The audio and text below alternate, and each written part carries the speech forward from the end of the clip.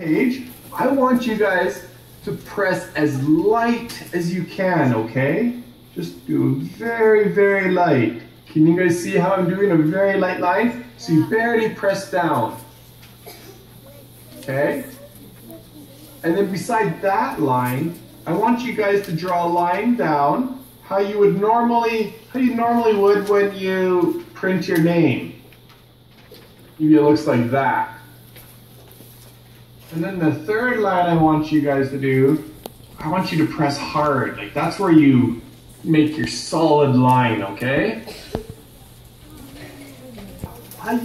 When I'm doing my sketching, I use the first line because it's the easiest one to erase. And I have to sometimes erase quite a bit. But if you do it right, it doesn't leave a mark on your page and you can change it up and you aren't as committed to your final drawing. And so the other thing I do is I use probably the most powerful tool that you guys have to help you draw, and that's your eyes. Okay? So our eyes are really good at seeing details. And so when I start to draw, I actually have to tone down my eyes, and I do that by squinting at things, okay? Because when I squint, my eyes, they don't work quite as well, but I can still see shapes. So you guys squint at me up here. Just squint at me, right?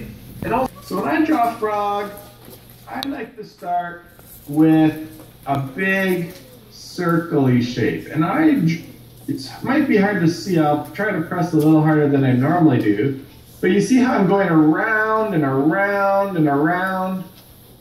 I don't have to get that shape right the very first time. I just a meatball.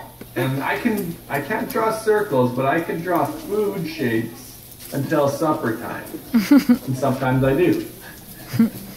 And so I put all these different foods together.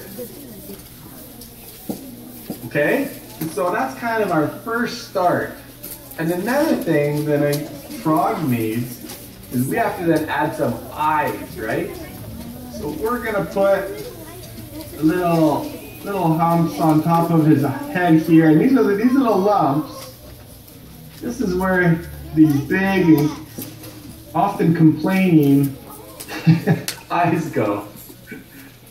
Okay? Little meatballs. And I am doing all of this. I'm still using my very first line.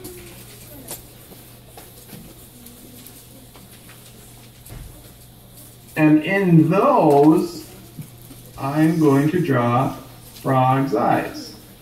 And those I start to darken in a little bit more.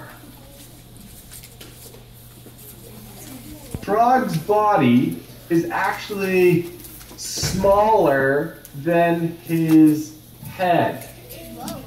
And so, remember that little FedEx box that we talked about?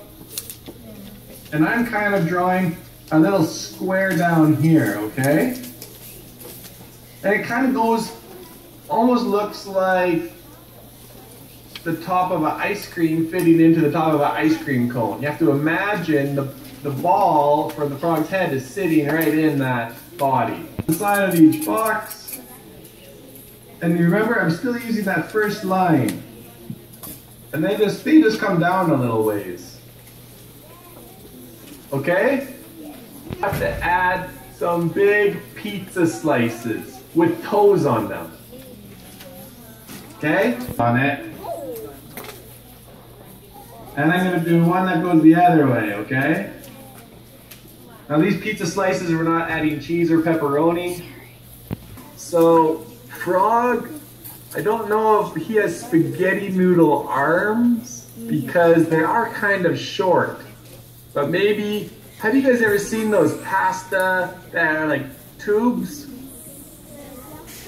They're like telescopes. Have you guys seen those? Yeah? Well, I'm going to draw a couple of those. One for his forearm and one for his, what's this part called? The upper arm? It's the biological term for it, I'm sure. One where your pipes go, right? Your muscles? All right. So we're gonna have,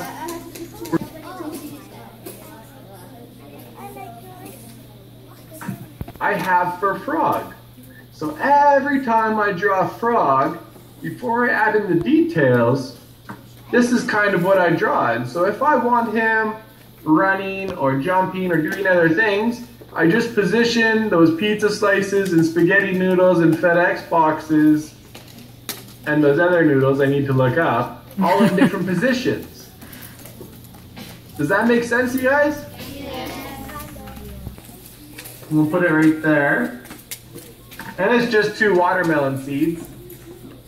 And then I start going over my shapes a little bit more. You'll see me kind of darken in my lines. Big, giant mouth, right?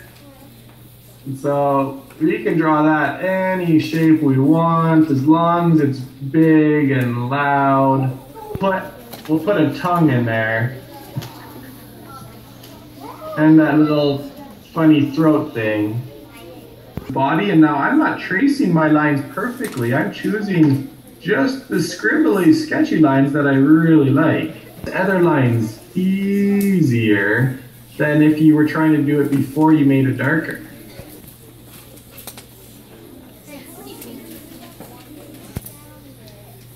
And